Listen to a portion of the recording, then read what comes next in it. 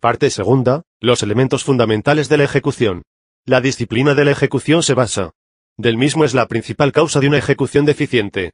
De ahí la trascendencia de detectar cuáles son los conflictos que obstaculizan los resultados y crear un mecanismo de seguimiento que asegure que cada uno hace lo debido. Premiar el compromiso. Aunque es obvio que hay que recompensar a las personas según su rendimiento, son numerosas las organizaciones que no saben hacerlo correctamente. Una ejecución incorrecta tiene su origen, entre otras razones, en la inexistencia o la mala aplicación de un sistema de compensación para los mejores. Ser mentor. Uno de los papeles más relevantes de un líder es el de transmisor de experiencias y conocimientos a la siguiente generación de líderes, es decir, el papel de mentor.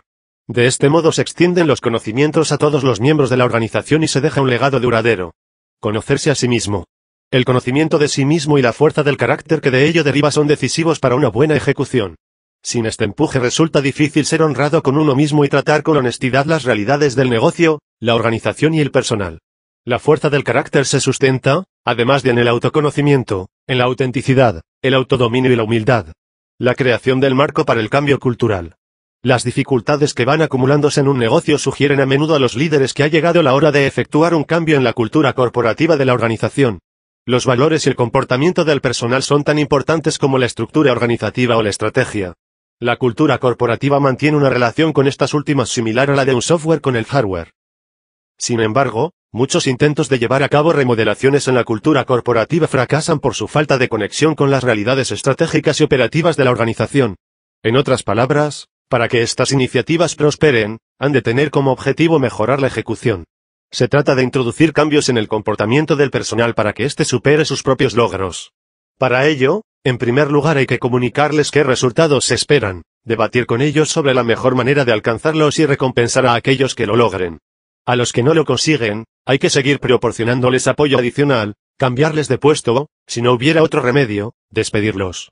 Poner todo esto en práctica significa crear una cultura corporativa de ejecución. Hacer más operativa la cultura. Es preciso desmitificar la palabra cultura. La cultura corporativa no es más que una suma de los valores, creencias y normas de comportamiento comunes a una organización. Con frecuencia se piensa que, para modificar una cultura corporativa, hay que empezar por valores como la integridad o el respeto por el cliente.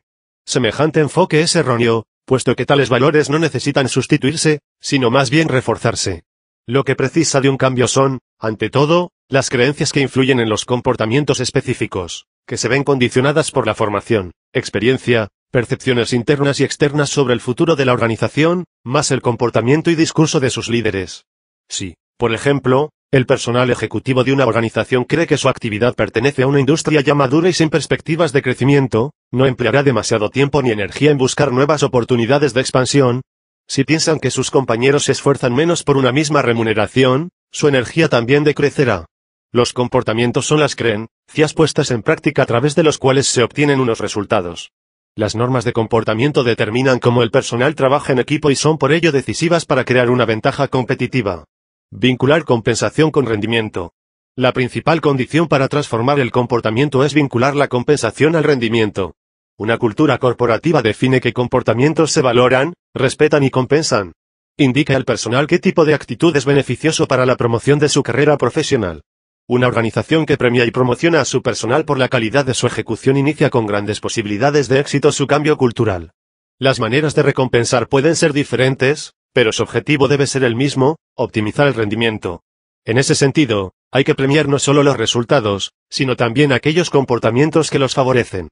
Cualquier organización debe intentar atraerse a sus filas al mayor número de jugadores de primera categoría. Estos son aquellos que saben ligar el comportamiento con el rendimiento. La importancia de un diálogo auténtico.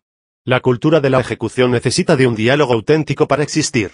Este tipo de diálogo nos revela la realidad a través de la apertura, la sinceridad y la informalidad. Un diálogo verdadero hace que la organización sea más eficaz en la recogida, comprensión y rediseño de la información para la toma de decisiones. Además, fomenta la creatividad incubando la mayoría de las innovaciones y, con ello, crea una mayor ventaja competitiva y otorga mayor valor a las acciones.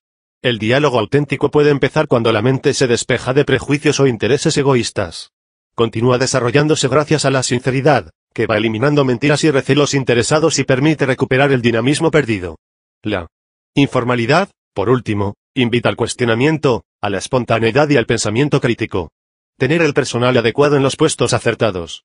Hay factores que escapan al control de las organizaciones, tales como la volatilidad de la economía o los movimientos imprevisibles de los competidores, mientras que otros, como la calidad del personal, dependen totalmente de ellas. Y, sin embargo, aunque suele reconocerse que las personas son nuestro recurso más valioso, se hace muy poco para elegir a los individuos idóneos para cada puesto. La causa suele ser, con frecuencia, que los líderes se ocupan en exceso de pensar en el crecimiento y, mientras, olvidan que la calidad del personal es su mayor factor de diferenciación competitiva. La victoria de Dell sobre Compaq, una compañía mucho más grande, o el ascenso de Nokia, se deben principalmente a la calidad de sus recursos humanos. El desfase entre las exigencias de un puesto y la calidad profesional de quien lo ocupa puede obedecer a varias razones, tales como, la falta de conocimiento. En la asignación de puestos, los líderes se dejan a menudo influir por sugerencias o recomendaciones de sus colaboradores, sin tener en cuenta las cualidades específicas que hacen que una determinada persona sea la idónea o no para el puesto.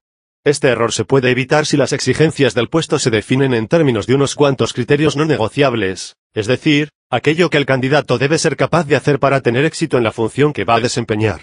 La falta de coraje. La presencia en las organizaciones de aquellos que no rinden lo debido y, no obstante, continúan durante años en sus puestos, es un hecho común en muchas organizaciones.